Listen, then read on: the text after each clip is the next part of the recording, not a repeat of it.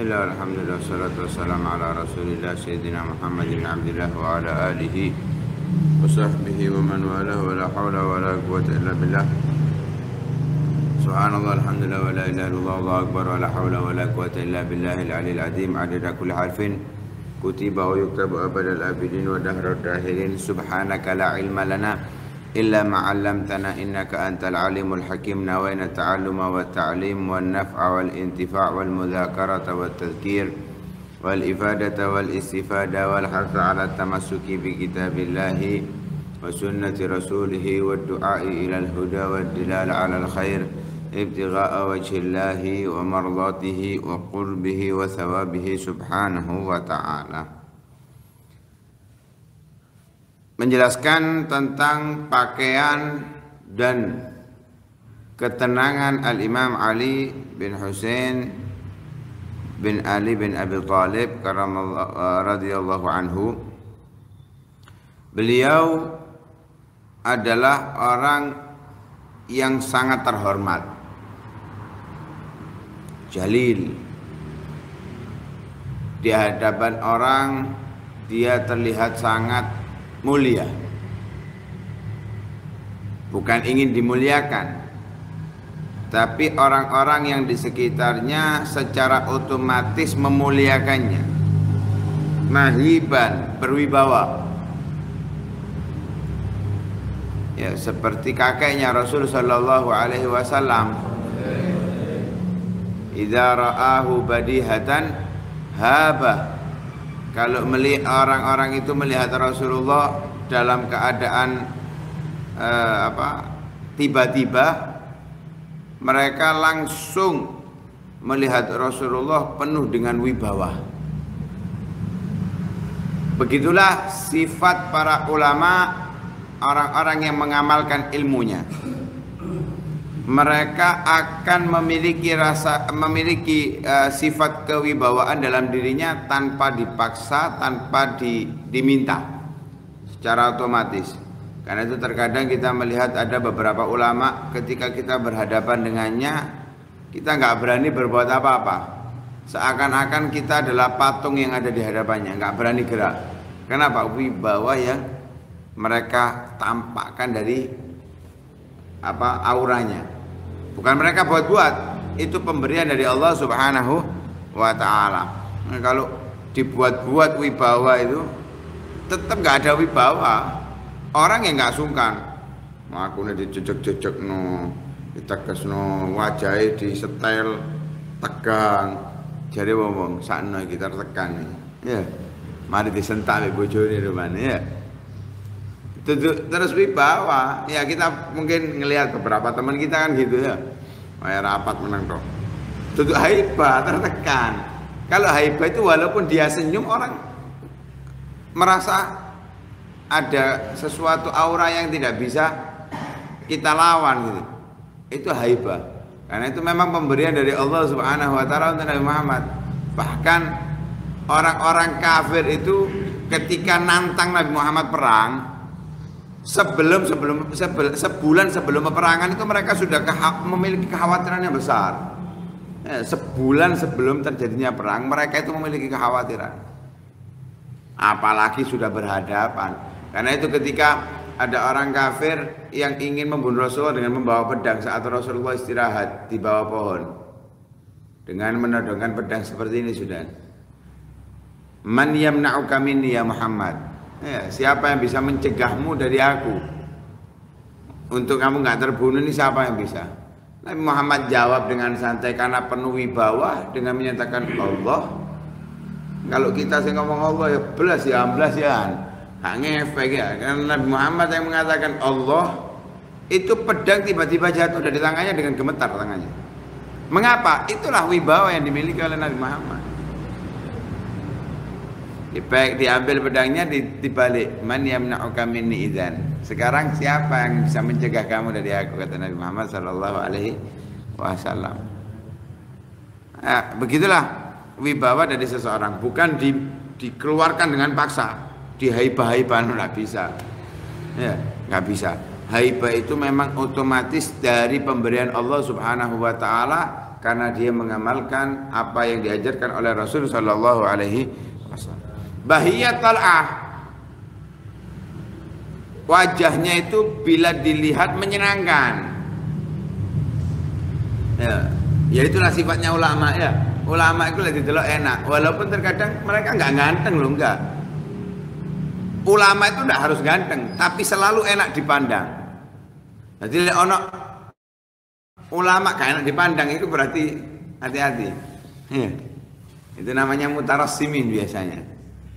Ganteng tapi nggak enak dipandang. Tapi kalau para ulama selalu enak dipandang walaupun nggak tampan.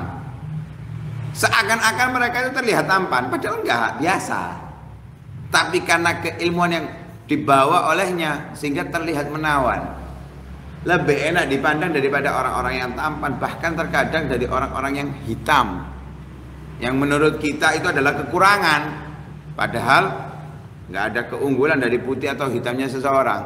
Kita menilai itu kekurangan, tapi karena dia adalah ulama, kita nggak menilai kekurangannya. Yang kita lihat adalah kenyamanannya ketika memandang mereka.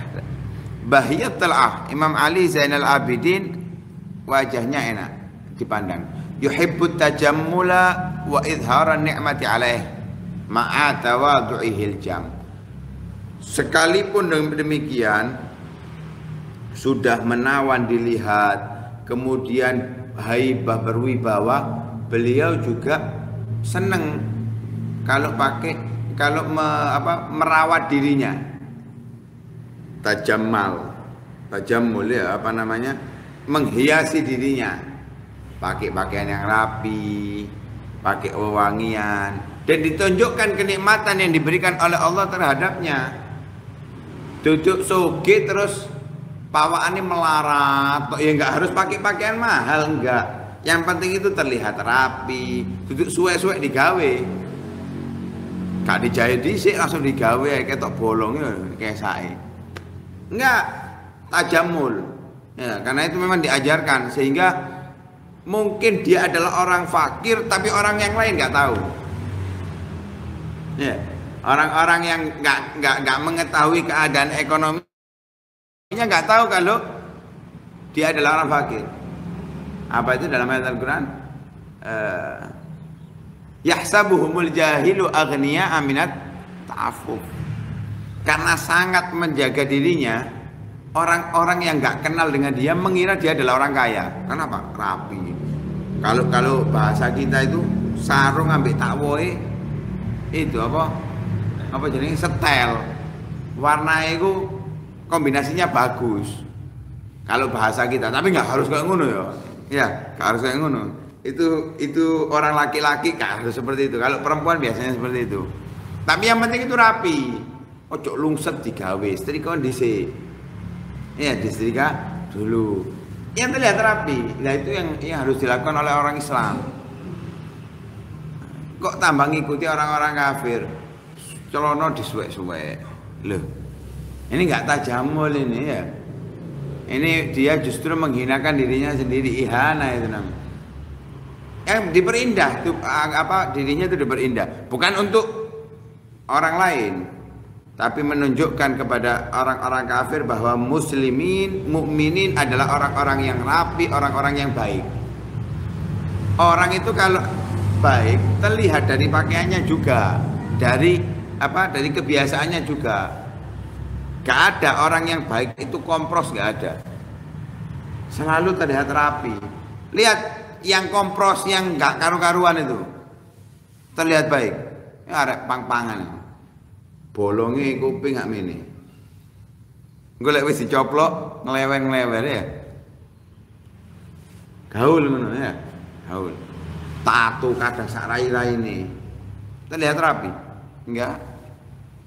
Yang menandakan apa? Kalau tanyai, KTP-nya apa? Muslim. Yang ditiru kafir. Kalau muslimin enggak. Itu yang diajarkan oleh para ulama. Karena itu Imam Ali Zainal Abidin itu senang menghias dirinya, merapikan dirinya, dan menunjukkan kenikmatan Allah yang beliau dapatkan dari Allah, tapi diiringi dengan tawadhu. Gak merasa terus ngapi anakku, ganteng anakku, enggak. Awal tuh merasa tetap hina, merasa tetap rendah, merasa masih kurang kebaikan yang dilakukan. Dan itu diriwayatkan oleh Ibnu Sa'ad dengan sanadnya dari Abdullah bin Abi Sulaiman.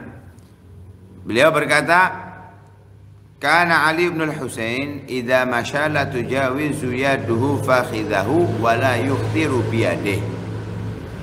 Imam Ali bin Husain itu kalau jalan tangannya nggak pernah nyalep pahanya. Kalau kita kan melakukannya ya, ini enggak, duduk terus gini kayak banci akhirnya enggak, tangannya menendok enggak, artinya ditaruh di belakang. Biasanya kalau taruh belakang itu apa? Merendah, ya merendah. Artinya apa ya? Seperti kalau orang zaman sekarang itu kayak istirahat, ditaruh di belakang, enggak nyalep, sehingga nggak membahayakan orang lain dengan tangannya. Kalau maju-maju kadang ketatap, ya, selalu ditaruh di belakang. Wa kana yalbasu fis saif thawbain min mata'i Misra. Beliau itu kalau di musim dingin memakai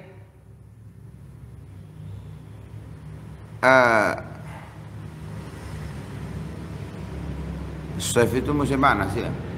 Kalau di musim panas memakai dua pakaian dari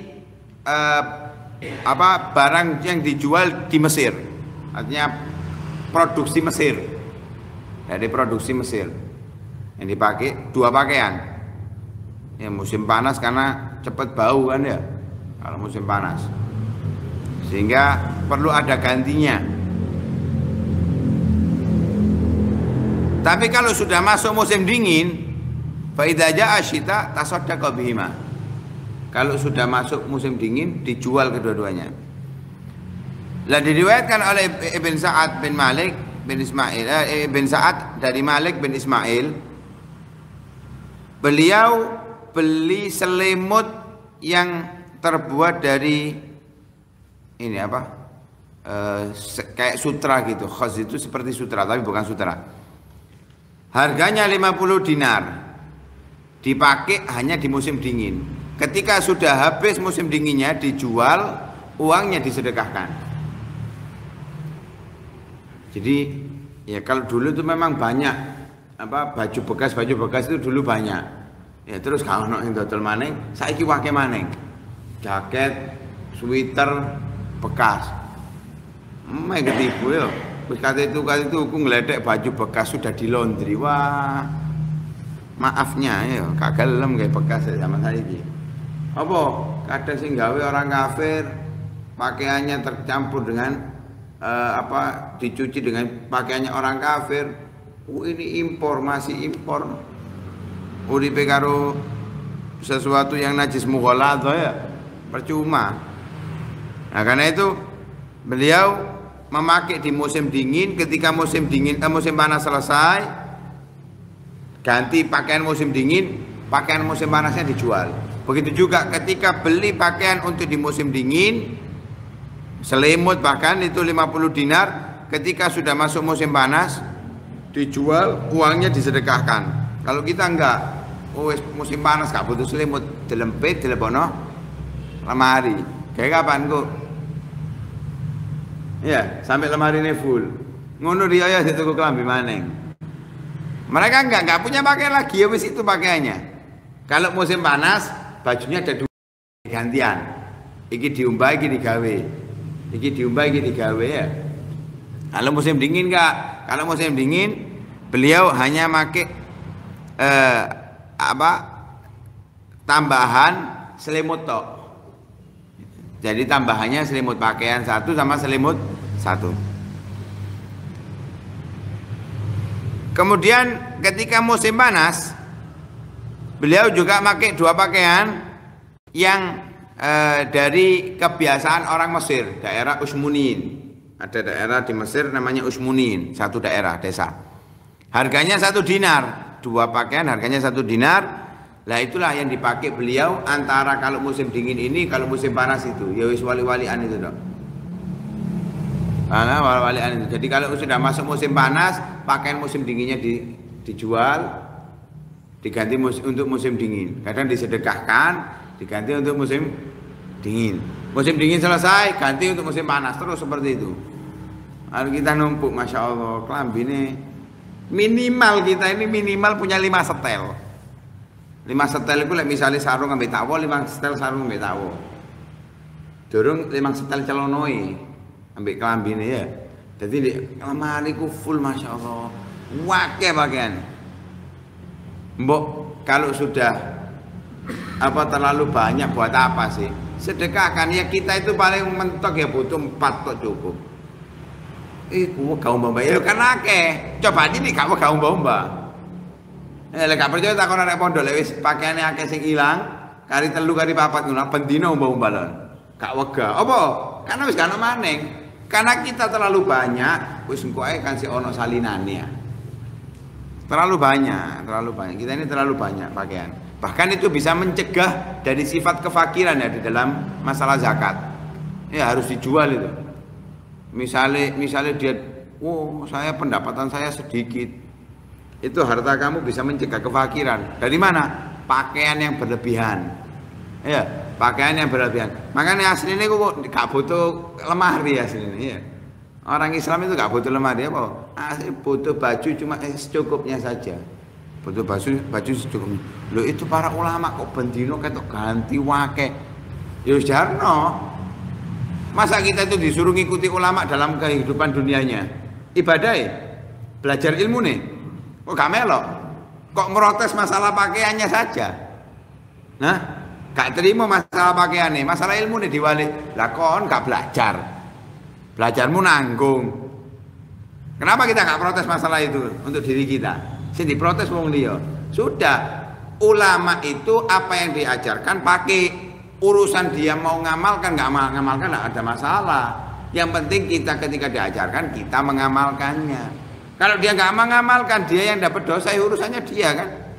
Yang penting kamu mengamalkan ilmu yang kamu dapatkan, itu yang harus kita prioritaskan. Jangan merotes. Lah iku kiai ngerokok di masjid misalkan, ada ulama rokok di masjid misalkan ya. Itu apa rokok di masjid melok rokokan. Golek misalnya kiai ulama masuk neraka, iku masuk neraka, kamu bener kok misan? Nah gelem, ya melanggari gelem, melbu neraka gak gelem, aneh ya. Ya karena itu nggak perlu ngelihat kesalahannya, yang penting itu pelajaran baik kita pakai, pelajaran buruk kita tinggal. Siapapun dia, bahkan wali Allah terkadang kan melakukan kalau dalam mata kita kan kemungkaran, kemaksiatan. Bukan berarti harus kita ikuti. Loh ini kan walinya Allah, orang dicintai oleh Allah. Loh, Nabi aja, Nabi Muhammad, nggak semua perbuatannya boleh kita tiru. Nggak semua perbuatannya boleh kita tiru. Istrinya Nabi Muhammad ada berapa? 11. Kalau yang hidup bersama Nabi Muhammad nggak putus sama sekali 9. Sampai Nabi Muhammad wafat. Terus nanti lebih itu kalau wafat. Gak boleh, itu khususia. Yang kita boleh hanya sampai 4 sing wani. Ya sing wani. Yang mampu adil dan yang berani. Akeh gak wani ini. Karena itu beliau juga mengatakan sesuai dari ayat Al-Qur'an, man harrama zinatallahi allati akhraja li ibadihi wat thayyibati minar rizq.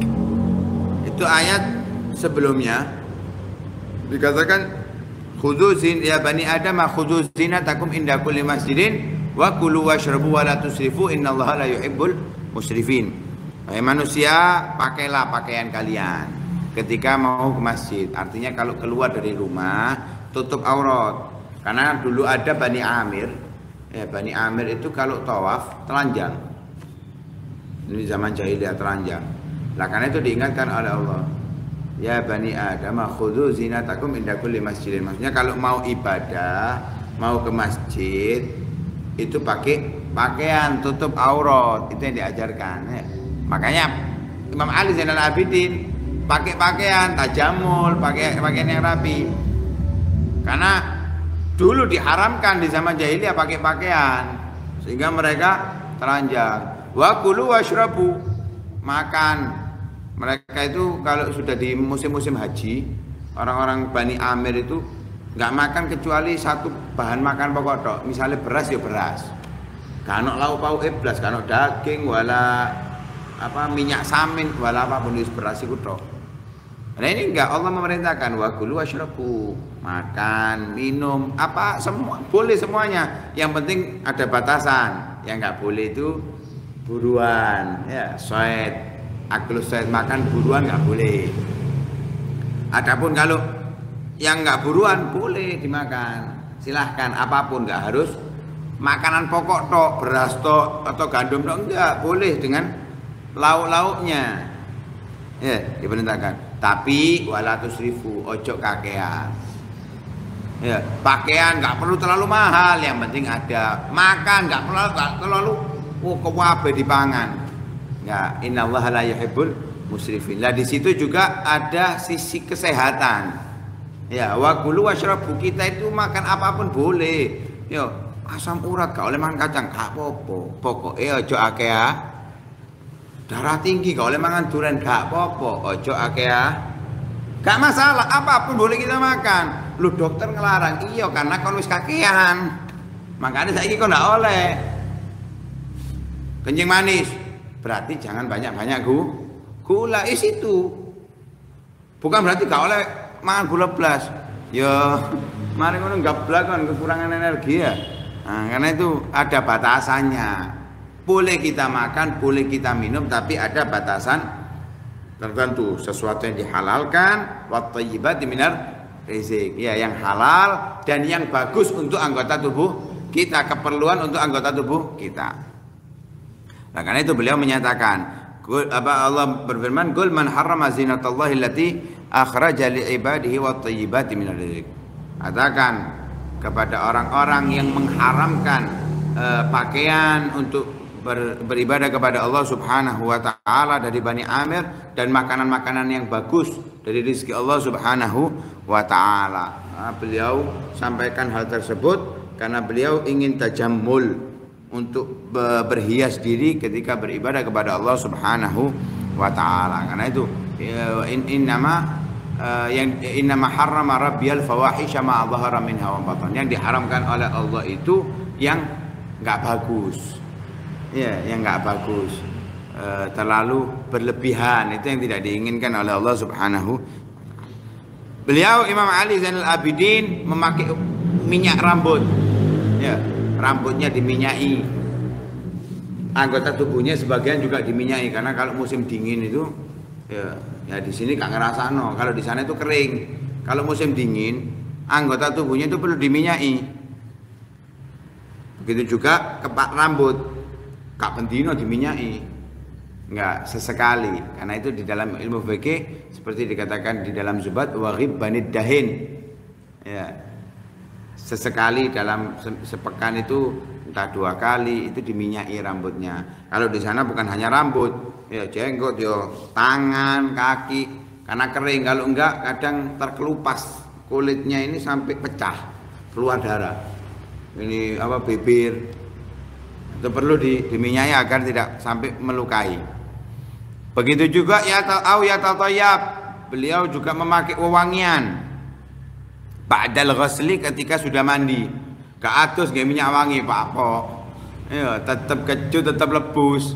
Nah, beliau habis mandi tetap pakai wewangian. Lah kan harus nggak sabun, iya tetap beliau pakai wewangian.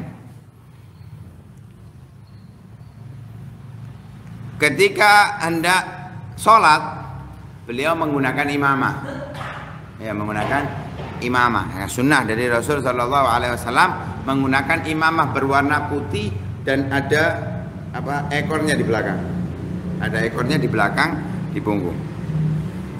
Beliau adalah orang yang nyantai, wakur, ya, nggak apa, kesusu orangnya apa, bahasa Indonesia apa? Enggak, kalau tergesa-gesa itu lah ketika berbuat apa, kayak gupuan ngono lho. Sesuatu apapun itu kayak gupu, enggak nyantai. Kalau beliau nyantai kayak sholat, mudhun teko sepeda motor melakune pak nyantai. Ya. Idza ataitum ila shalah fatu alaihi bis sakinah wal waqar, nyantai. Kalau memang terlambat ya salah tekone terlambat, tetap santai. Ya enggak perlu tergesa-gesa.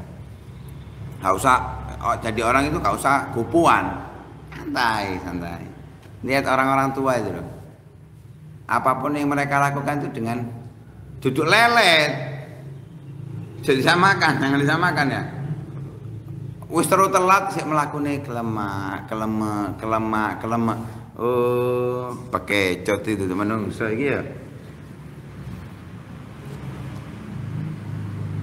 Lah beliau juga wajahnya menyenangkan, selalu sumai, selalu tersenyum.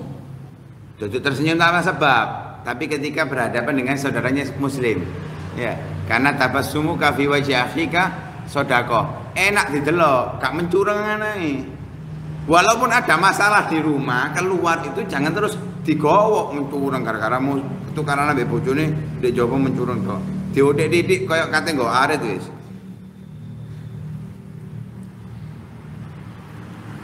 Lah beliau dari keluarganya termasuk orang yang paling menyenangkan dari wajahnya, paling menggembirakan dari wajahnya dan paling berwibawa daripada keluarganya, sehingga orang-orang mencintai beliau dan memuliakan beliau. Kalau tertawa, ya, tertawanya itu ibaratnya bahasa kita yang ngakae adalah senyum. Seperti kakeknya Rasul sallallahu alaihi wasallam, dhihkuhu tabassum. Ya, mentok ngakak itu kalau sudah badat nawajidu. Apa gigi apa ini yang di sebelah sini ini yang dibuat untuk apa jenis geraham yang awal itu atau gigi taring itu kalau sudah terlihat berarti itu senyum tertawa yang paling terbahak-bahaknya. Ya, wis ngene tok iki wis mentok kita, waduh teko kene sampai kuburan sawan gerung. Ya, kok dicorong ngono wis. Beliau sekedarnya saja tertawa seperti Rasul sallallahu alaihi wasallam. Karena itu para ulama as-salihun yang ada di zaman kita aja tertawanya mereka ya seperti itu, enggak terus nguakak los.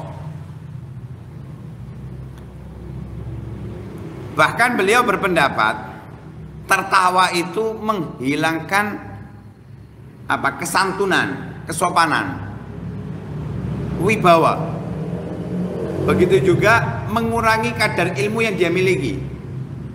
Ya, tertawa terbahak-bahak, ngakak itu mengurangi wibawa seseorang dan juga mengurangi keilmuan seseorang. Diriwayatkan oleh Ibn Sa'ad dari Ahmad bin Ja'far dari Fudail bin Ghazwan. Beliau berkata, Sayyidina Ali bin Husain radhiyallahu anhu berkata, man dhahika dhihkatan majjatan minal ilmi. Siapa yang tertawa lepas, maka seakan-akan ia meludahkan atau memuntahkan ilmu yang dia miliki. Semakin sering dia seperti itu, semakin hilang ilmu yang dia miliki. Ya, karena itu kalau Rasulullah mengatakan apa? Lau alimtum ma alimtu la dhahiktum qalilan wa la bakaitum lau alimtum lau ta'lamuna ma a'lam la dhahiktum qalilan wa la bakaitum katsira. Kalau kalian mengetahui apa yang aku ketahui, maka niscaya kalian akan sedikit tertawa dan banyak menangis. Nah, karena kita nggak tahu hakikat dunia dan kebutuhan akhirat, yang hanya kita tahu itu kenikmatan duniawi, maka la bakaitum qalilan wa la dhahiktum katsira. Kita ini banyak tertawa, jarang menangis. Bahkan mungkin di antara kita ini nggak pernah menangis karena dosa yang dia lakukan, ya. Kayak merasa biasa dosa yang dilakukan setiap hari. Karena itu ini yang diajarkan oleh beliau. Lihat beliau dengan ibadahnya yang kita dengarkan kemarin, tapi tetap beliau nggak banyak tertawa. Kalaupun tertawa hanya sekedar tersenyum. Wallahu a'lam.